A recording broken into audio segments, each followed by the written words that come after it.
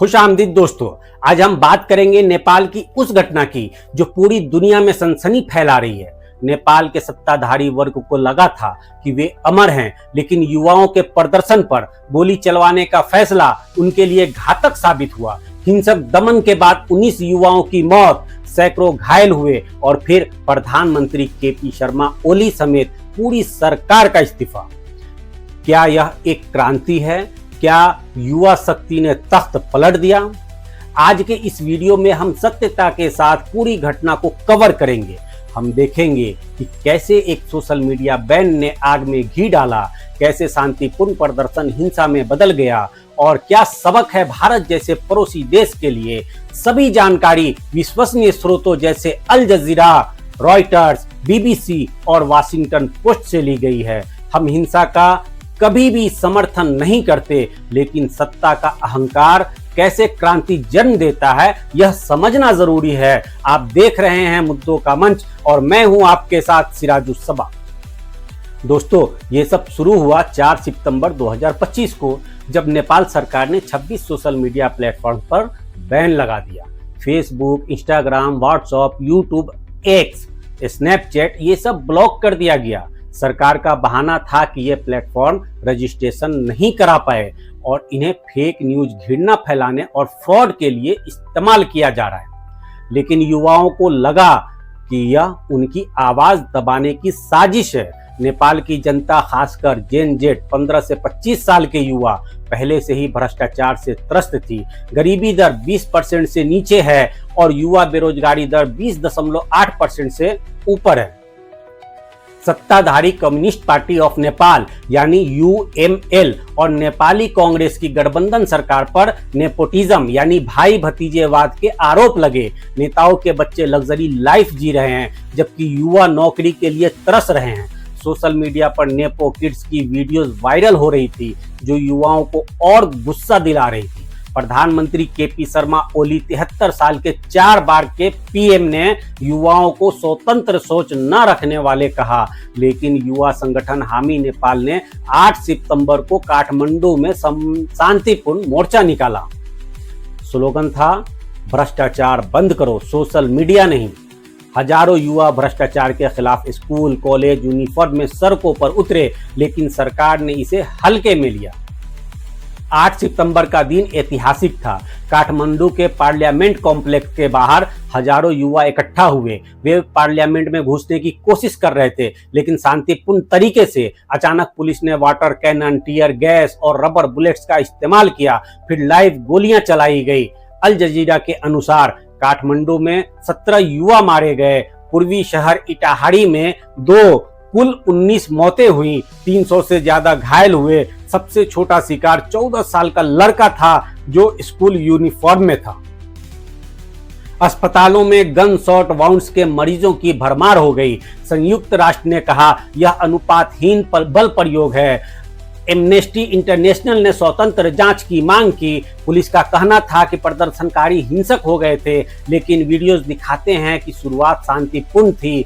गृह मंत्री रमेश लेखक ने कहा कि यह आतंकवादी हमला था, लेकिन युवा कहते हैं हम सिर्फ न्याय मांग रहे थे। रात तक कर्फ्यू लगा दिया गया, लेकिन गुस्सा ठंडा न हुआ। सोशल मीडिया बैन रातों रात हटा लिया गया, लेकिन देर हो चुकी थी।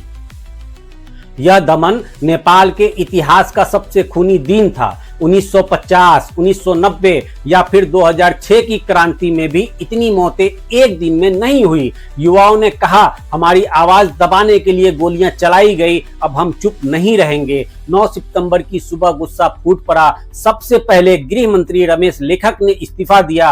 वे नेपाली कांग्रेस से थे और उन्हें नैतिक जिम्मेदारी का हवाला दिया। लेखक ही वो थे जिनके आदेश पर गोलियां चली। फिर कृषि मंत्री रामनाथ अधिकारी ने इस्तीफा दिया। स्वास्थ्य मंत्री प्रदीप पौडेल भी पीछे नहीं रहे। कुल 4 मंत्री इस्तीफा दे चुके थे। ओली ने कहा संवाद से समाधान निकालें, लेकिन युवा नहीं माने। बीबीसी के अनुसार प्रदर्शनकारी नेपाल कांग्रेस के हेडक्वार्टर और ओली के घर में घुस आए।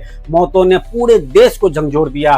परिवार रो रहे हैं, अस्पताल भरे पड़े हैं। एक डॉक्टर ने कहा ये बच्चे थे, न कि आतंकवादी। वॉशिंगटन पोस्ट ने इसे नेपाल की सबसे हिंसक अशांति कहा।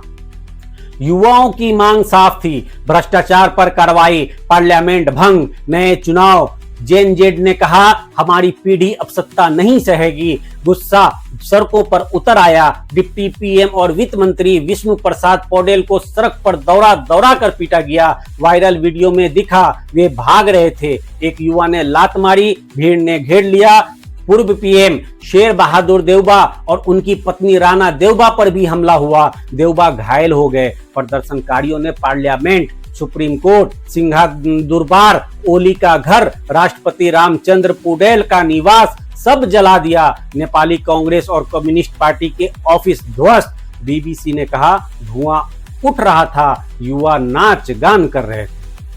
काठमांडू एयरपोर्ट बंद, 900 कैदी जेल से फरार, आर्मी सड़कों पर उतरी। एक प्रदर्शनकारी ने कहा, हमने नेताओं को उनके महलों में कैद कर दिया है, अब न्याय होगा। लेकिन हिंसा ने कई निर्दोषों को नुकसान पहुंचाया। दोपहर तक ओली ने इस्तीफा दे दिया। राष्ट्रपति को पत्र में लिखा, मैं राजनीतिक समाधान के लिए त्याग करता हूं।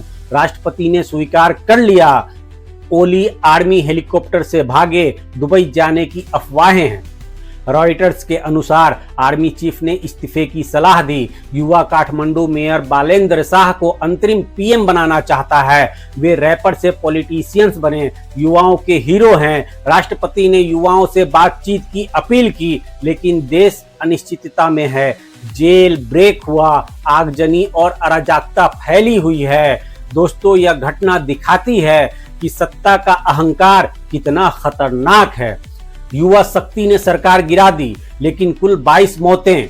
इस संघर्ष में जो दुखद है, हिंसा कभी समाधान नहीं हो सकता, संवाद जरूरी है। नेपाल के लिए नई शुरुआत, लेकिन स्थिरता चाहिए। भारत के लिए सबक, युवाओं की आवाज सुनो, भ्रष्टाचार रोक सको तो रोक लो। क्या लगता है आपको? कमेंट में बताइए। लाइक, शेयर, सब्सक्राइब करें। फिर मिलते हैं अगली वीडियो में। तब तक के लिए बहुत बहुत शुक्रिया।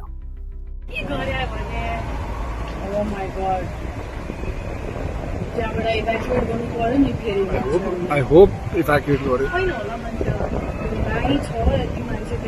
evacuate.